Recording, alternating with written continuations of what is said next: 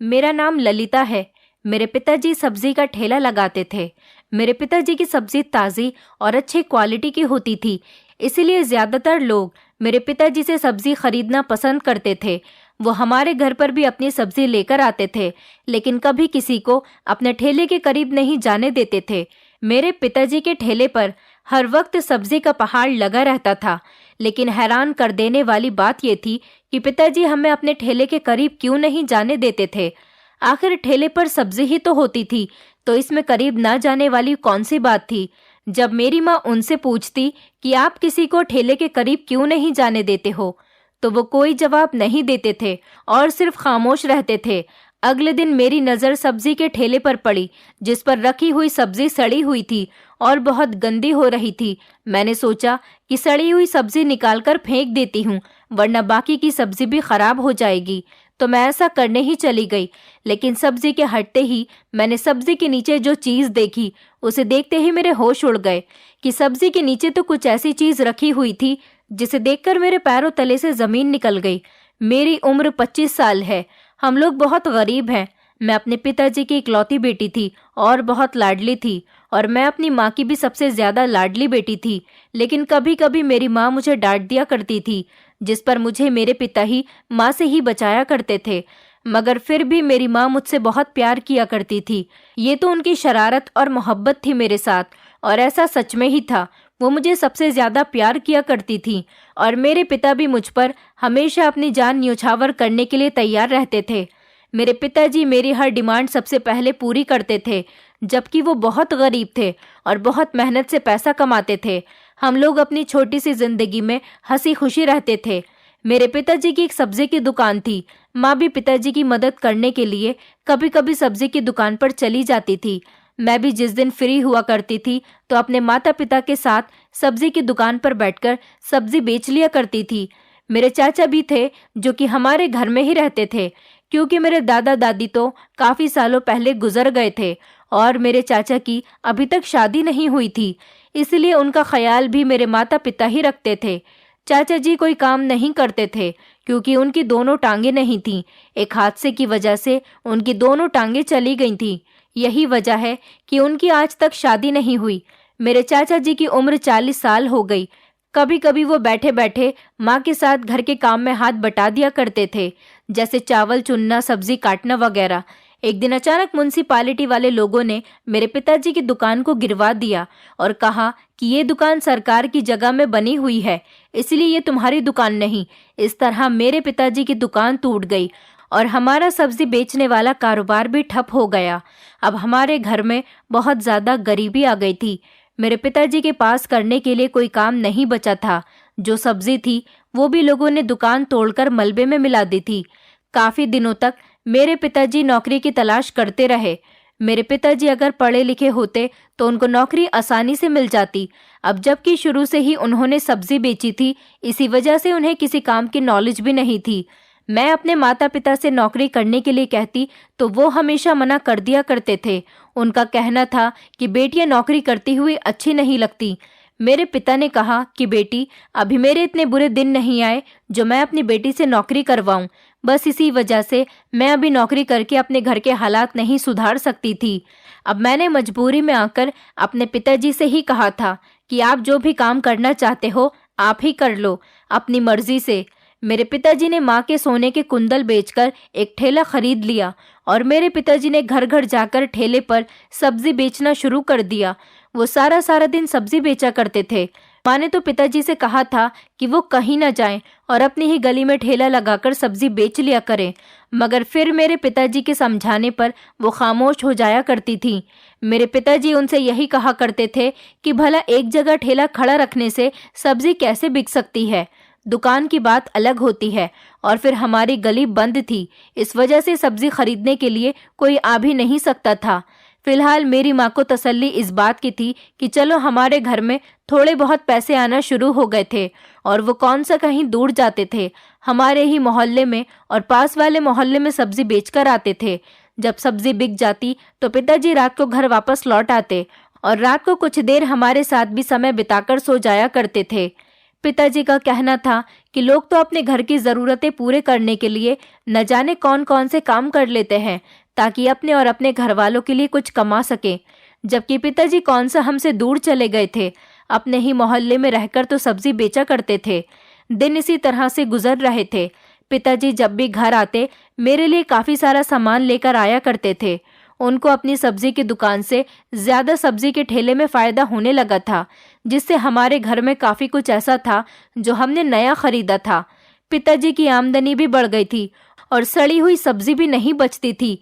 जितनी पिताजी दिन भर में सब्जी खरीद कर लाते वो सारी लोगों को बेचकर ही घर वापस आते थे।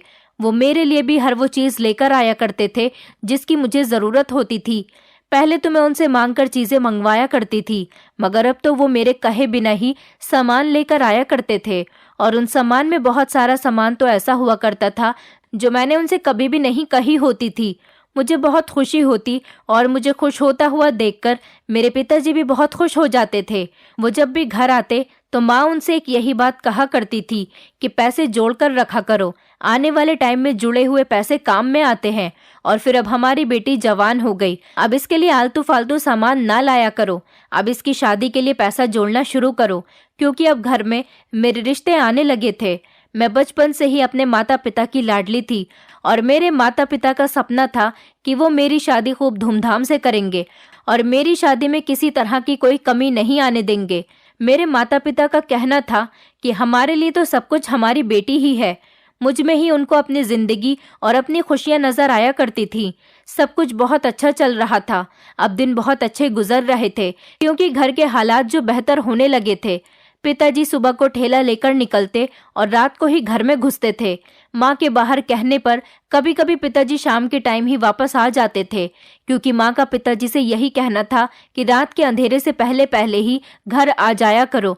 मुझे भी अपने पिता से ज्यादा देर तक अलग रहने की आदत नहीं थी, मगर अब आदत डालनी पड़ी थी, क्योंकि घर के हालात तो तभी सुधर रहे थे जब पिताजी गली मोहल्ले में घूम घूम कर ठेले पर सब्जी बेचते थे।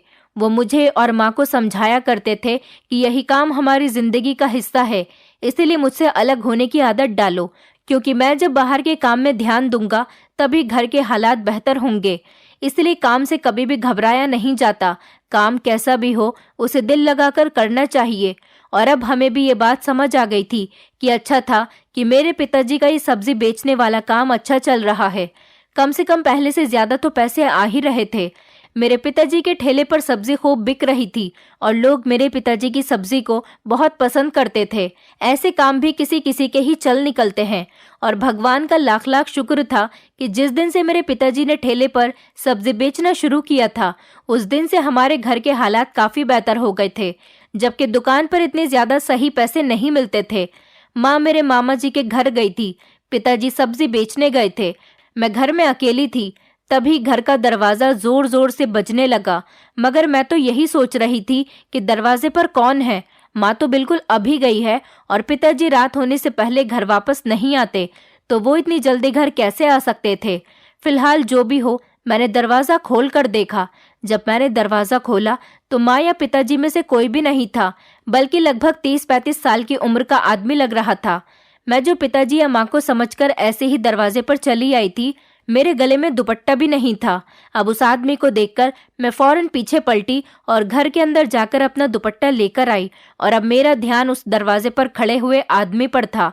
कौन था वो, और वो इस तरह से हमारे घर का दरवाजा क्यों बजा रहा था? वो जो भी था, मुझे उनसे कोई मतलब नहीं था। मैंने उनकी बात सुने बिना ही कह दिया था कि माँ या पिताजी में से कोई भी घर पर मौजूद नहीं। आप जो भी कोई हो या किसी काम के लिए भी आए हो तो बाद में आ जाना। मैंने इतना ही कहा और दरवाजा बंद करने लगी, जब वो आदमी कहने लगा कि बेटी एक बार मेरी बात सुन लो। न जाने वो आदमी क्या कहना चाहता था। मैं उस आदमी की बात सुनने के लिए रुक गई थी और उनकी तरफ देखकर उनकी बात सुनने लगी। जब उस आदमी ने कहा कि मैं तुम्हारे पिताजी से कुछ बात करने के लिए आया था, अब वो यहाँ पर नहीं है तो मुझे उनको कुछ सामान देना था।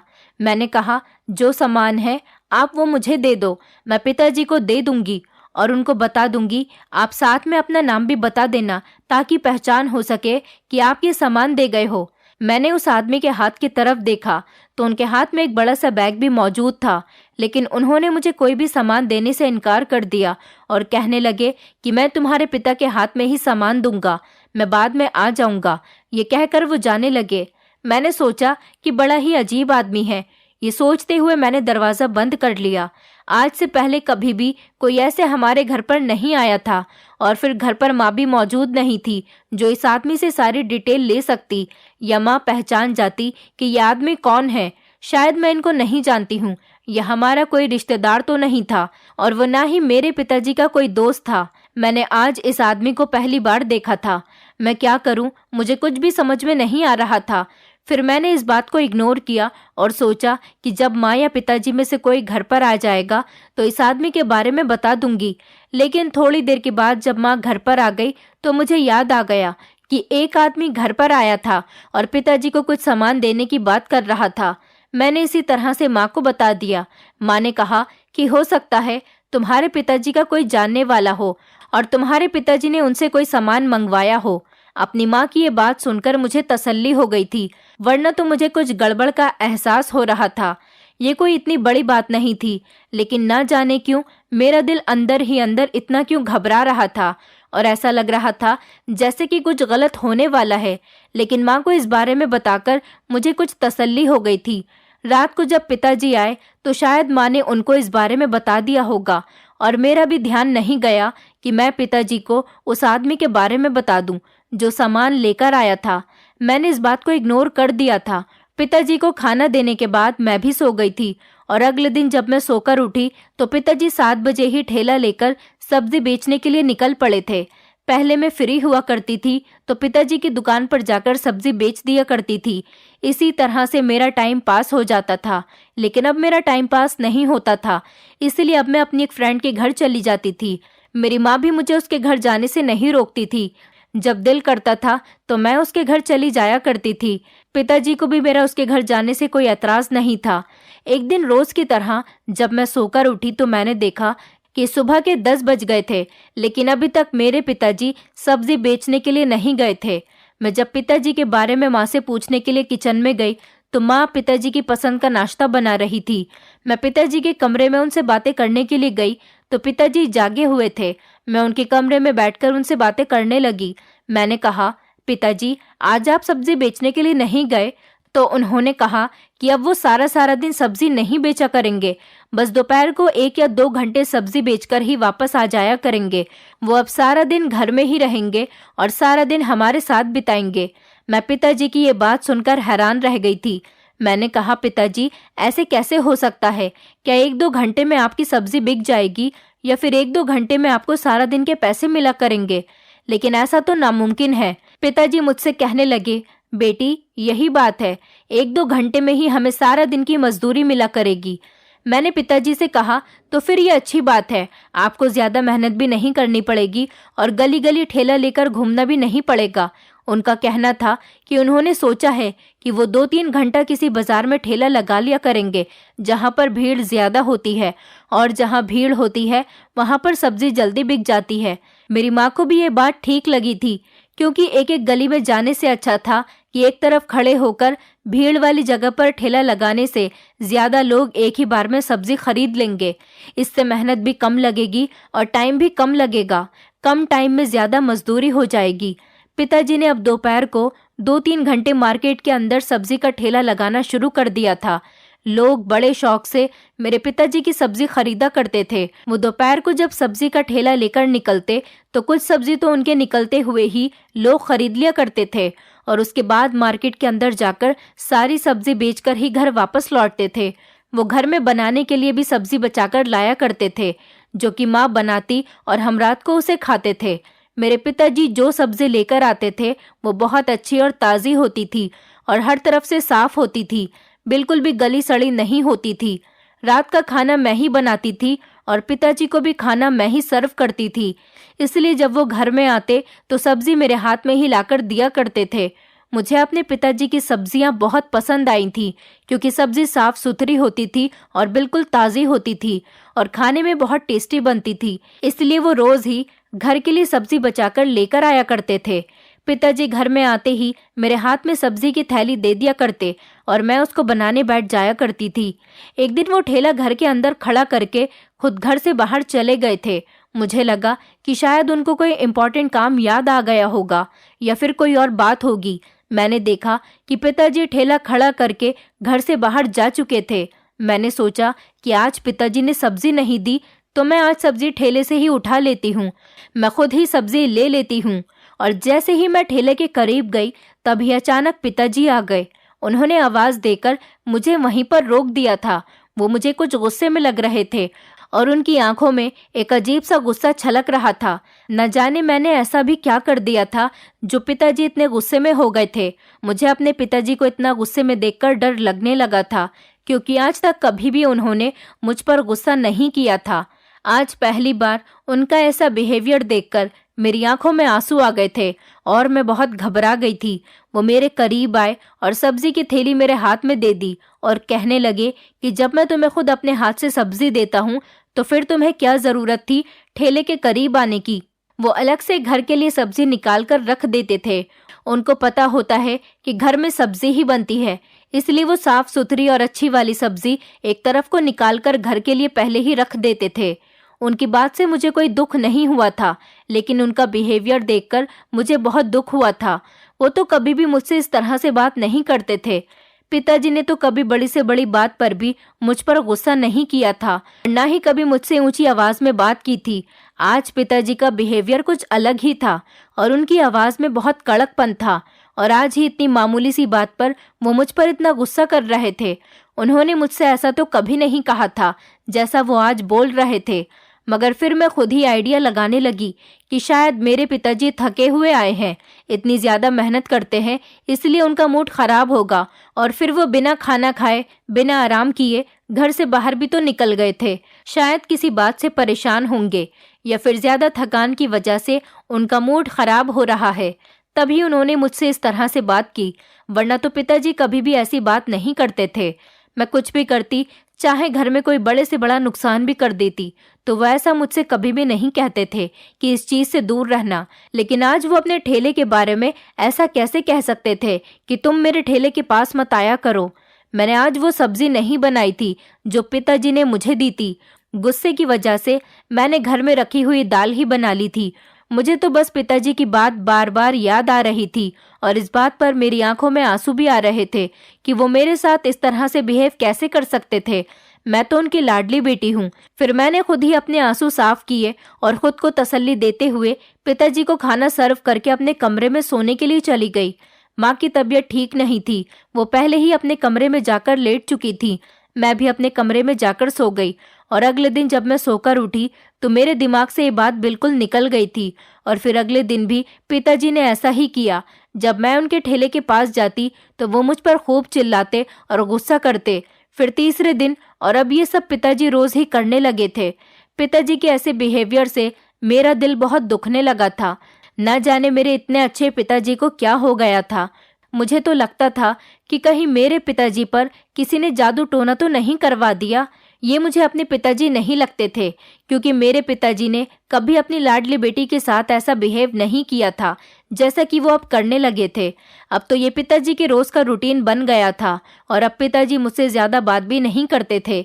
पिताजी के ठेले पर हर वक्त सब्जी का पहाड़ लगा रहता था। पहले जब वो घर आते थे तो अपना ठेला खाली कर कर लाते थे, लेकिन अब उनकी सब्जी ठेले पर भरी ही रहती थी। और हैरानी की बात तो ये थी कि अब पिताजी का ठेला खाली ही नहीं होता था। ऐसा लगता था जैसे वो सब्जी बेचते ही नहीं। अब उनके ठेले से सब्जी खत्म ही नहीं होती थी।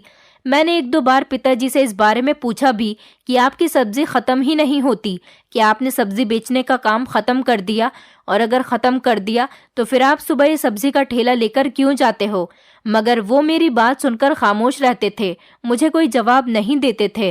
पिताजी ने मुझसे बात करना बिल्कुल बंद कर दिया था। न जाने वो मेरी बात का जवाब क्यों नहीं दे रहे थे। तभी तो मुझे पता चलेगा कि वो क्या कर रहे थे और क्या नहीं। मगर वो मेरी बातों को इस तरह से इग्नोर तो कभी भी नहीं करते थे।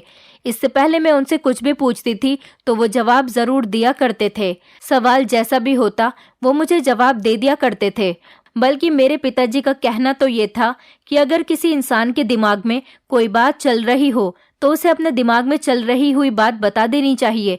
इससे इंसान को कुछ न कुछ नई बात सीखने को मिलती है और वो इस बात को सोच सोचकर परेशान भी नहीं होता।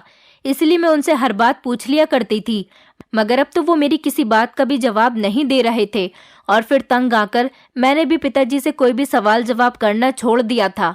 एक दिन मैं सुबह के 6 बजे ही उठ गई थी। पिताजी और माँ अभी तक सो रहे थे। मेरी नज़र पिताजी के सब्जी के ठेले पर पड़ गई, जहाँ पर सारी सब्जियां ठेले पर पड़ी हुई सड़ रही थी और गंदी भी हो रही थी। उनमें से बदबू भी आने लगी थी। शायद ये ऐसा हो रहा था क्योंकि पिताजी सब्जी को लेकर जाते थे और बेचे बिना ही घर को वापस ले आते थे। मैंने सोचा कि पिताजी के उठने से पहले ही मैं इनमें से गली सड़ी सब्जियों को निकालकर छांट लेती हूँ, ताकि बाकी की सब्जियों को नुकसान न पहुंचे और वो ना गले। इससे बाकी की सब्जियां साफ भी हो जाएंगी और इनमें बदबू भी नहीं आएगी।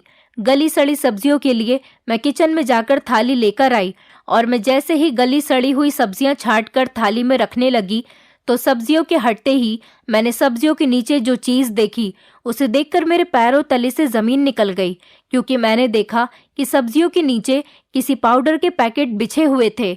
उसके ऊपर से सब्जियां रखी हुई थी। एक एक करके मैंने सारी सब्जियां हटाई तो पूरे ठेले पर बहुत सारे सफ़ेद पाउडर के पैकेट बिछे हुए थे। ये देखकर तो मेरे होश ही उड़ गए। मैंने जल्दी से एक पैकेट खोला और चेक किया कि उसके अंदर ये क्या चीज़ है। मैंने पैकेट खोलकर उसे सूंघ कर देखा तो मेरे होश उड़ गए, क्योंकि ये सफ़ेद पाउडर कुछ और नहीं बल्कि ड्रग्स के पैकेट हैं। मैंने उसके बाद दूसरा और तीसरा पैकेट खोला तो उन सारे पैकेट्स में ड्रग्स ही थी। मैं पढ़ी लिखी थी और मैंने ड्रग्स के बारे में पढ़ा हुआ था। मैं पहचान गई थी कि ये कुछ और नहीं बल्कि ड्रग्स है। न जाने ये ड्रग्स के पैकेट मेरे पिताजी के ठेले पर क्या कर रहे थे। मैं डर की वजह से ठेले से 2 कदम पीछे हो गई। तभी अचानक मुझे किसी के आने की आवाज़ आई। मैंने जल्दी से वो पैकेट जैसे रखे हुए थे उसी तरह से ठेले पर बिछा दिए और उसके ऊपर से सब्जी डाल दी। मैं फौरन ही पीछे हट गई ताकि पिताजी को शक न हो कि मैं उनके ठेले के करीब खड़ी हुई थी और मैं जान गई हूँ कि सब्जी के नीचे ड्रग्स रखी हुई है। तभी अचानक पिताजी गुस्से से मेरी तरफ देखने लगे और कहने लगे कि तुम यहाँ पर क्या कर रही हो, वो भी इतनी सुबह सुबह। मैंने कुछ कहना चाहा, लेकिन एक तो वो ड्रग्स निकलने का डर और दूसरा पिताजी के सामने अब कुछ भी कहने की मेरी हिम्मत नहीं हो रही थी। घबराहट की वजह से मेरी तो कोई आवाज़ ही नहीं निकल रही थी। मैं पिताजी की किसी बात का जवाब दिए बिना ही वापस से अपने कमरे में भाग गई। कमरे के दरवाजे को मैंने बंद कर लिया था और डर के मारे बैठ गई थी कि कहीं पिताजी को अगर इस बारे में पता चल गया तो वो मुझे बहुत डांटेंगे, क्योंकि उनके मना करने के बावजूद भी मैं उनके ठेले के करीब चली गई थी। तो क्या वो इसीलिए मुझे ठेले के करीब जाने से रोकते थे? लेकिन क्या मेरे पिताजी ड्रग्स बेचते थे? नहीं नहीं, ऐसा नहीं हो सकता। ज़रूर ये किसी की साजिश है मेरे पिताजी को फंसाने की। लेकिन अगर ये किसी की साजिश है तो फिर पिताजी मुझे ठेले के पास जाने से क्यों रोकते हैं? ये क्या हो रहा था हमारे घर में? मुझे कुछ भी समझ में नहीं आ रहा था। मुझे ये बात माँ को ज़रूर बतानी थी, लेकिन अगर माँ ने पिताजी को बता दिया तो फिर उनको पता चल जाएगा कि मैं उनके मना करने के बावजूद भी उनके ठेले के पास गई थी, तो वो उल्टा मुझ पर ही गुस्सा होंगे। इसलिए मैंने सोचा कि ये बात मैं किसी को नहीं बताऊंगी। कुछ दिन इसी तरह से खामोश रहकर मैं पिताजी का बिहेवियर देखती हूँ। मेरे पिताजी बहुत समझदार और ईमानदार इंसान हैं। वो जो भी कर रहे होंगे ठीक ही होगा और मुझे पूरा यकीन था कि मेरे पिताजी इस तरह का गलत काम कभी नहीं कर सकते। ज़रूर ऐसा करने के पीछे कोई बड़ी वजह है। वो कभी कुछ गलत नहीं कर सकते। बस यही सब सोचकर मैंने वो बात किसी को नहीं बताई। सुबह से शाम हो गई थी और पिताजी ने मुझे कुछ नहीं कहा था। वो घर आए और उन्होंने मुझे बुलाकर सब्जी की थैली दे दी। मैं सब्जी लेकर वापस किचन में चली आई, लेकिन मैंने सब्जी को रख दिया था। आज भी मैंने दाल ही बनाई थी और सब्जी को ही किचन में एक कोने में रख दिया। वो सारी रात वहीं पर पड़ी रही। खाना खाने के बाद काफ़ी रात हो गई थी और अब सब लोग सो चुके थे। मैं भी गहरी नींद में सो रही थी। तभी अचानक मुझे रात में प्यास लगने लगी। मैं नींद से जागी और पानी का जग देखने लगी तो जग बिल्कुल खाली पड़ा था। मैं पानी लेने के लिए नीचे जाने लगी, लेकिन जब मैं नीचे की तरफ आई तो मैंने देखा कि पिताजी किसी से बातें कर रहे थे। मुझे सीढ़ियां उतरते हुए पिताजी और किसी दूसरे इंसान के बोलने की आवाजें आ रही थी। ये सुनकर मैं धीरे धीरे सीढ़ियां उतरने लगी और बातें सुनने की कोशिश करने लगी कि आखिर क्या बातें हो रही है।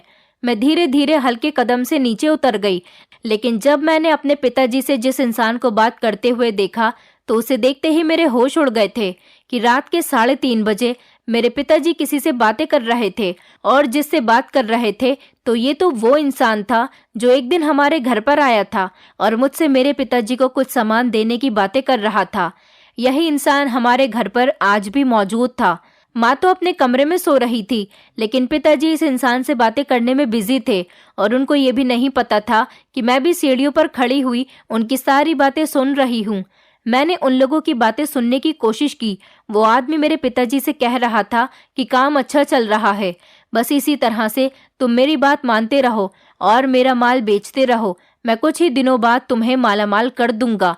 बस कुछ ही दिन और उसके बाद ये माल तुम्हें डबल रेट में बेचना है, क्योंकि आगे जाकर इस माल की डिमांड बढ़ने वाली है।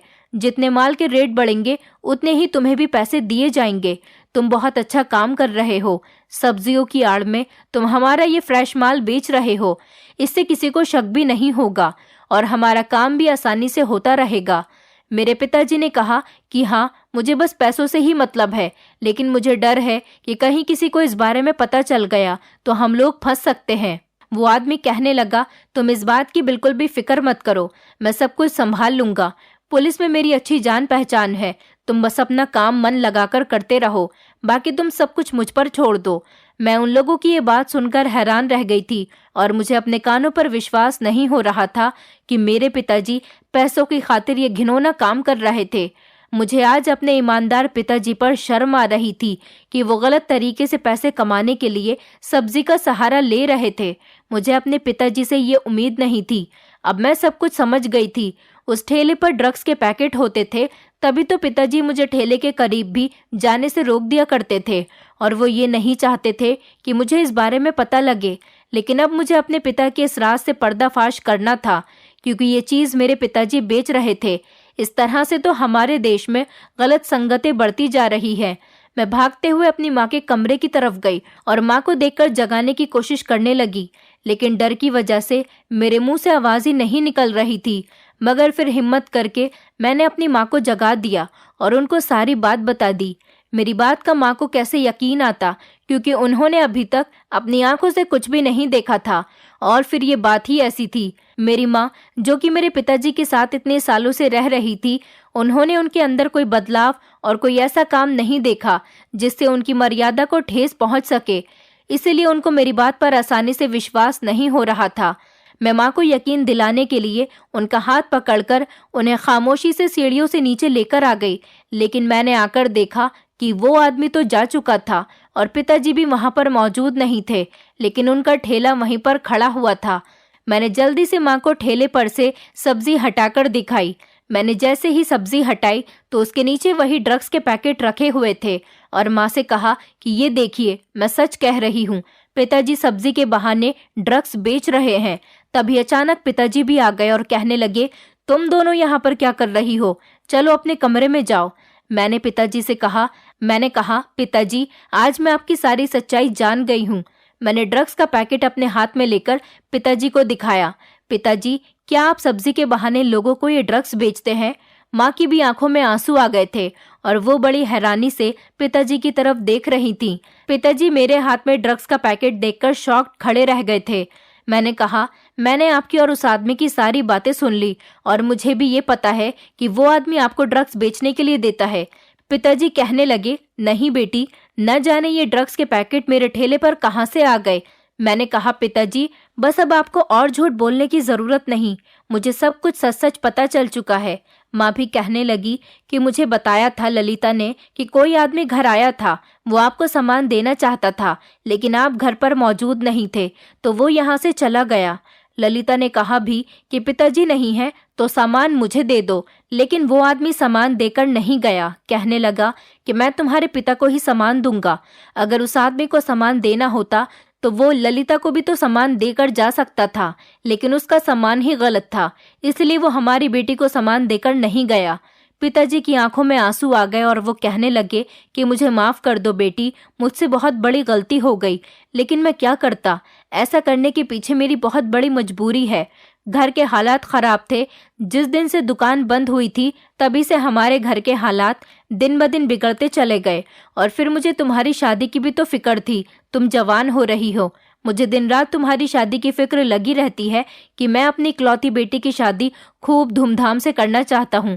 लेकिन अगर घर के हालात इसी तरह से रहे तो अपनी बेटी की शादी धूमधाम से कभी भी नहीं कर पाऊंगा। मैं तुम्हें दुनिया की हर खुशी देना चाहता हूँ, लेकिन हमारे घर के हालात तो दिन ब दिन खराब होते चले जा रहे थे।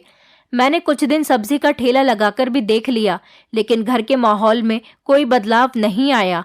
लेकिन एक दिन सब्जी बेचते हुए मेरे पास एक आदमी आया और कहने लगा कि तुम रोज सब्जी बेचते हो, मैं तुम्हें देखता हूँ। कोई तुम्हारी सब्जी खरीदता है तो कोई सिर्फ मोल भाव करके चला जाता है। कितनी ढेर सारी सब्जी तुम अपने घर वापस लेकर जाते हो। इस काम से अच्छा है कि तुम एक अच्छा सा काम कर लो। मैं तुम्हें एक बढ़िया काम बता देता हूँ जिसमें ज्यादा मेहनत भी नहीं करनी होगी और तुम्हें पैसे भी ज्यादा मिलेंगे। उस आदमी ने मुझसे कहा कि ये ड्रग्स के पैकेट तुम्हें सब्जी की आड़ में बेचने हैं। जैसे ही कोई सब्जी लेने आए तो उससे कहना कि मेरे पास ताज़ा माल है, अगर चाहिए तो बताओ।